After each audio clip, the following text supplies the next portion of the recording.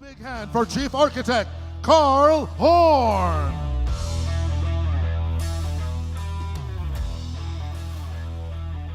Hello. I'll just make a quick observation. I was here at this event last year. Hey, the music this year is pretty cool. I'm liking that a lot. You enjoying the speakers? Yeah? I think some pretty good ideas being presented. Is that me doing that? Some pretty good ideas being presented, I think. Some building blocks on how you can, as an enterprise, do a transformation towards this new digital era.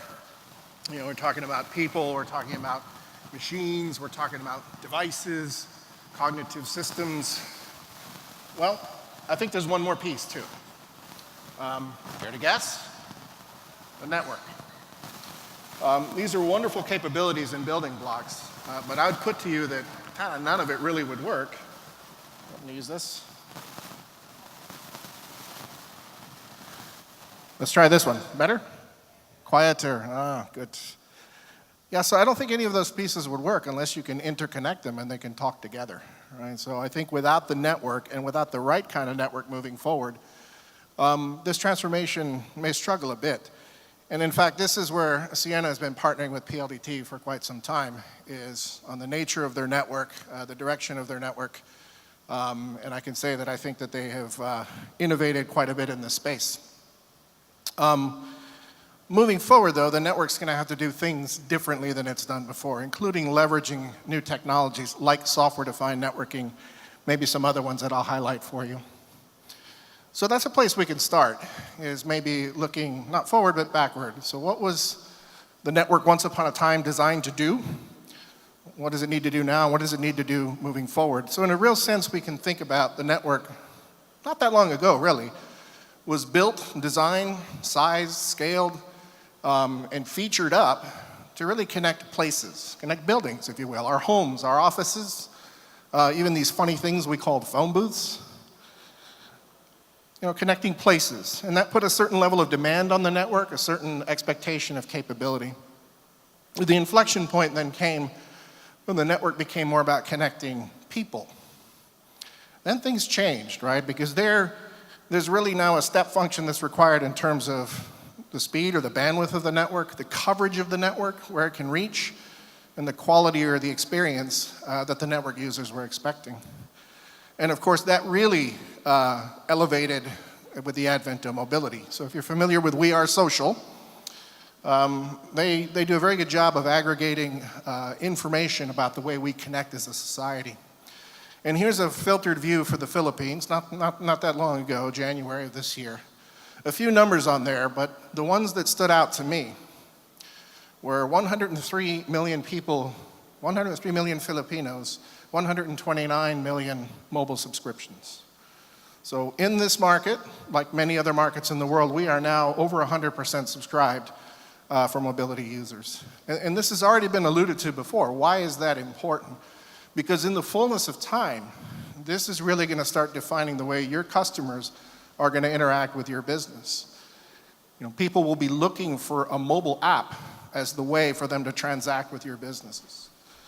And similarly, if you turn it around the other way, you need to be thinking about a way to put your brand forward through mobile channels to your customer base. So all of this is really starting to say, look, the network is now having to be designed for a people problem statement, not only so that we can Facebook or we can do social media, but because we want to really do real business in our digital lives this way. Where do we go from there? We raise the bar, and it's not so much about places or people anymore, but it's about connecting things, and we've already seen some commentary on that. You know, connecting machines, connecting devices. You know, connecting machines in its simplest form. Well, we've been on this journey now for some number of years, where our workloads for our daily lives, our personal, professional lives, is increasingly coming out of the cloud. Right, so that's connecting servers, connecting storage arrays, connecting data centers together.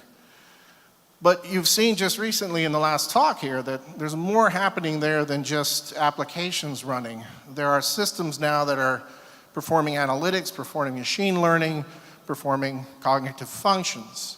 So this is now a larger array of computing systems that also needs to be connected into this fabric. It all needs to rest upon one connectivity fabric. And then, of course, there's the Internet of Things, and you'll hear more about that a little bit later.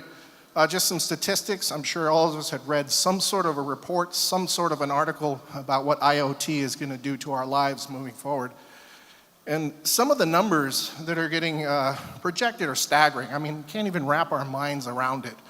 Billions and billions of things by the year 2025, 2020 here. So 4 billion people, 25 billion interconnected systems, 50 trillion gigabytes of information being exchanged. I don't even know how to put my mind around all of that. Suffice it to say, it's going to be a big connectivity fabric that's going to be required to support something on that scale. So when I think about the network, I think about, well, where does it need to go moving forward?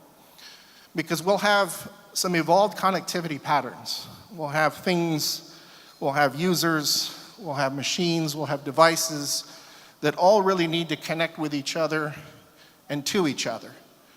And they'll need to connect to and with each other over a network that really is going to have an unprecedented set of capabilities required. So certainly we can all anticipate it's going to have to scale up, deliver more raw capacity than it ever has. But it's going to have to really do that to a larger number of unique endpoints. And that bandwidth that interconnects those unique endpoints won't be static bandwidth. It won't be set it and forget it. It's going to require a degree of flexibility that we've really never seen before. From the perspective of rearranging topologies, and how things are connected and how they flow from A to B to C to Z, but also how much that capacity needs to flex up and flex down depending on what an application may need at any given point in time. And the network's going to really have to deliver in a cloud-friendly world. It's going to have to deliver scalability. At the same time, it delivers elasticity. It's going to have to always be on and really reach everywhere. And that point was made earlier. And as importantly, it has to deliver on efficiencies. How we build this thing has to be operationally efficient, but it also has to be cost efficient. This is all going to be necessary moving forward. We have to figure out a way to deliver on that. And I'm here to tell you that I don't think current architectural practices will get us there. We're going to have to figure out a different way of building a network. Now, the good news is we've sort of solved something like this before.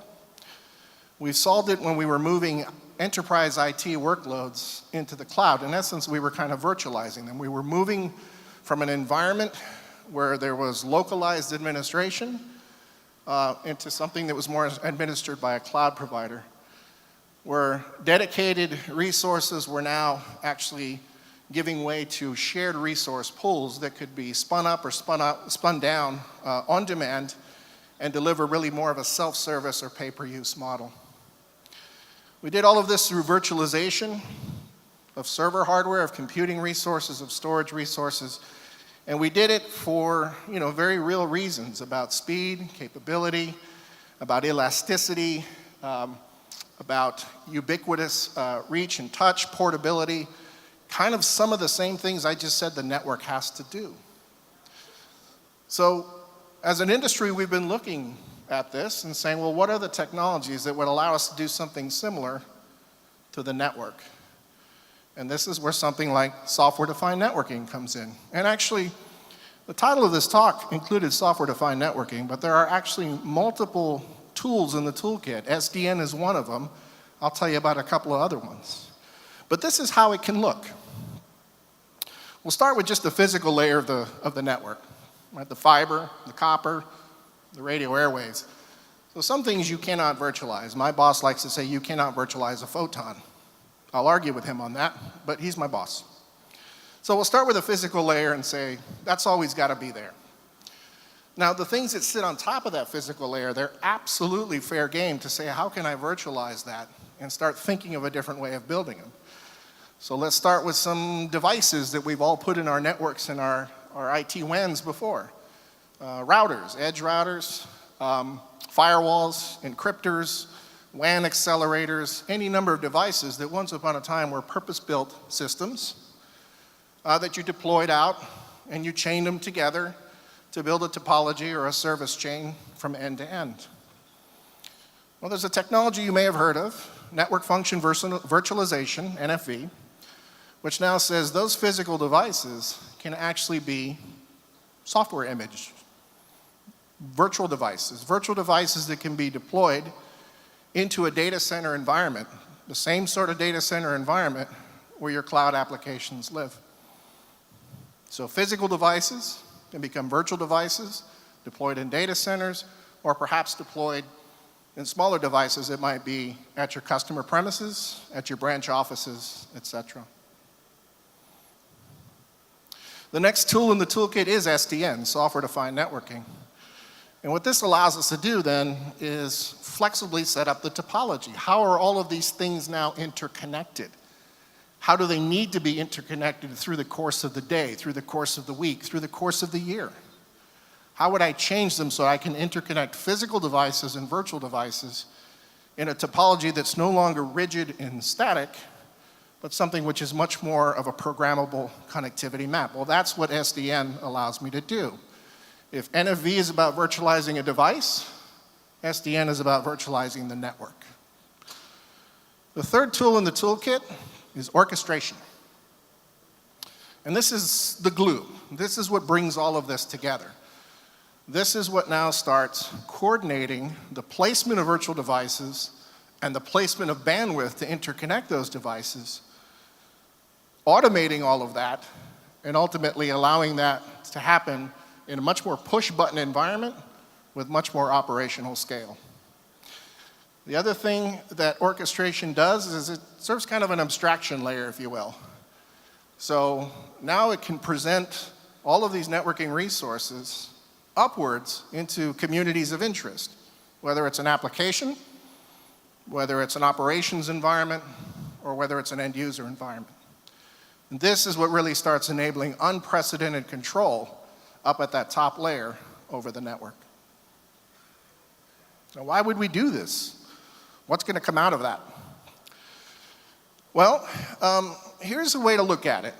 So I would argue that a lot of the connectivity problem statement these days is, how do I take a user and connect them to the cloud?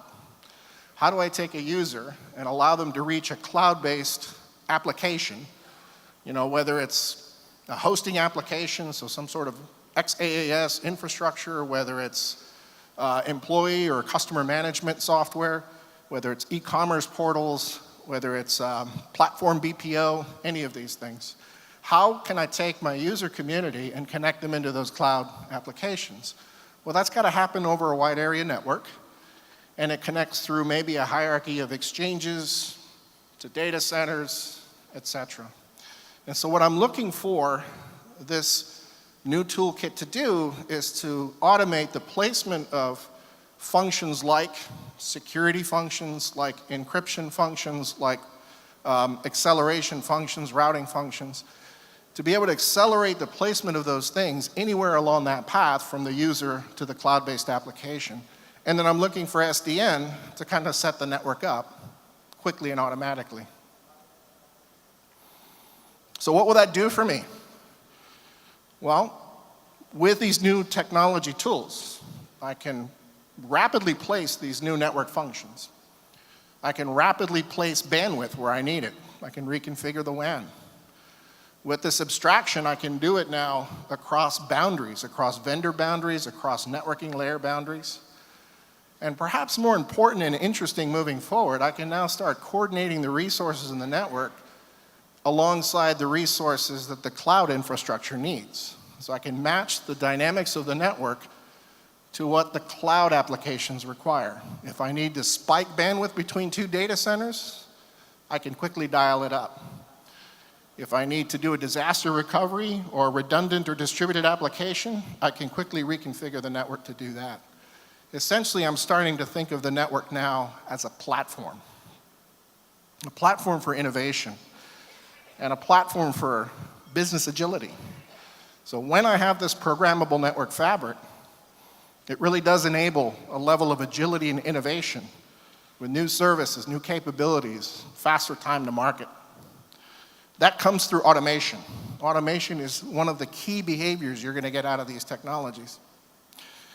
And with that automation then comes the efficiencies that we were looking for, cost efficiencies, operational efficiencies. There's another couple of interesting effects, though, that I think are worth pointing out. One is a tighter alignment between the IT infrastructure and the networking infrastructure. You know, historically, those have been kind of decoupled and kind of minded by two different shops. But this really allows us to think of it as one unified infrastructure. And for you, the enterprises, it also spells a different kind of an engagement model with your networking partner, with your network service provider, with PLDT.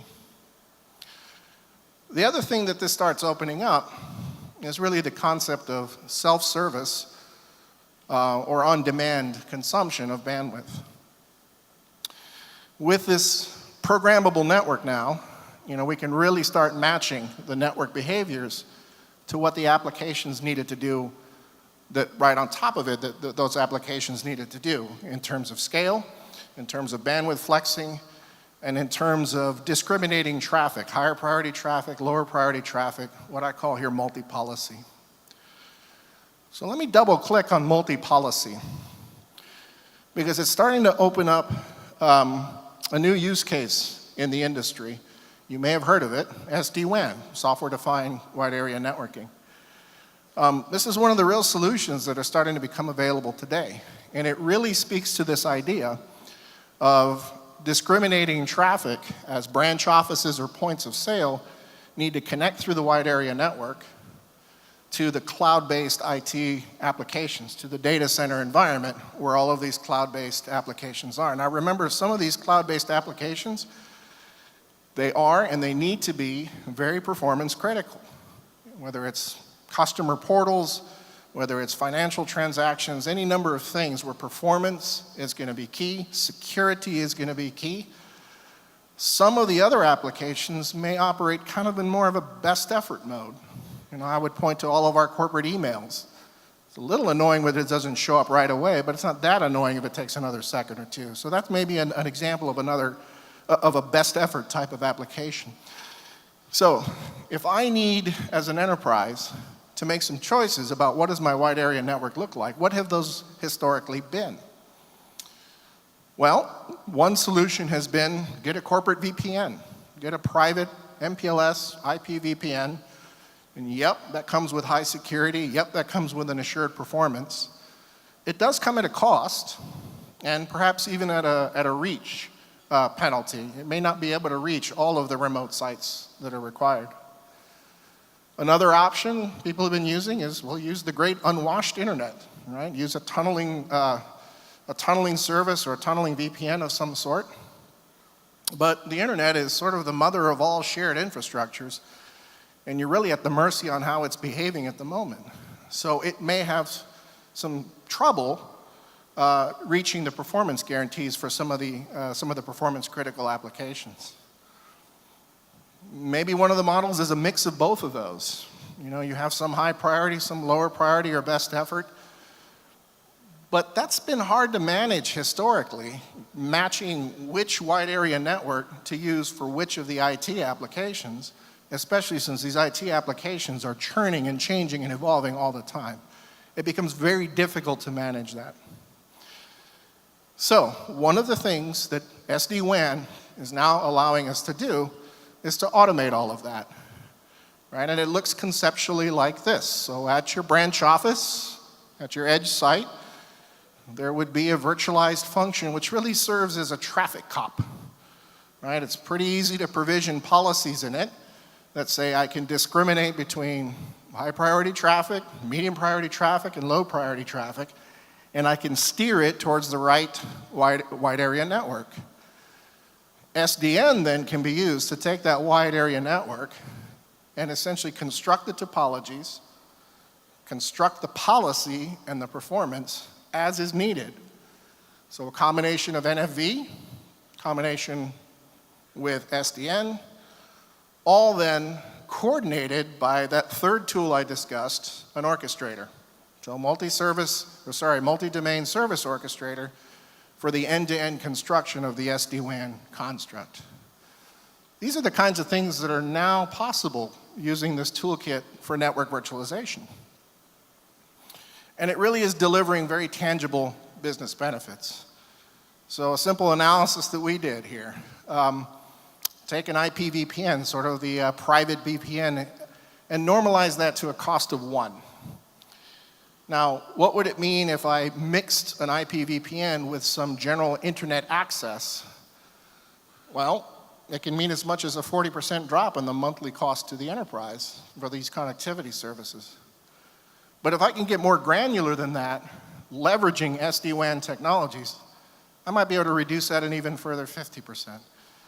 So again, these are important technologies that are now coming out of the laboratory, out of evaluation phases, and into the business world. And we see our friends at IDC predicting this is a $6 billion market by 2020 for SD-WAN services, something for all of us to think about. Wanted to highlight another use case that we're certainly seeing, which is this idea of bandwidth on demand.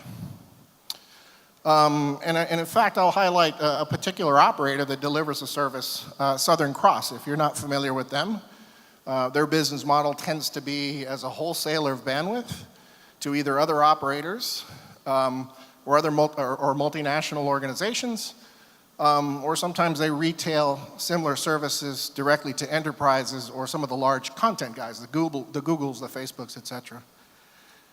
And what they're trying to achieve here is really empower their customers to have much more of a self-service experience when they consume bandwidth on Southern Cross's network. So they can offer up on an SDN application, termed a virtual WAN application. They've extended that to include a self-service portal where the customers now can schedule bandwidth either on an instant basis, on a recurring basis, or on a future basis. And it really starts matching some of the transient requirements that we've said the bandwidth has got to deliver on for the network moving forward. You know, they've built a fairly simple self-service customer portal that abstracts what the customer wants to do from all the gory and ugly details of how the network is constructed. So I didn't have an opportunity to give you a live demonstration here, but I did have a screenshot just to show you a little bit on how that works in their portal. And it's pretty straightforward. There's a slider knob here. You just kind of shift it back and forth saying this is the amount of bandwidth that I want. There's a couple of check boxes here. You say, okay, I want a certain level of protection or a performance policy. I want a certain level of visibility or monitoring on it. And then from a duration perspective, I want it to start right now. I want it to start later. I want to release that bandwidth after a certain period of time, or maybe I want a recurrence pattern.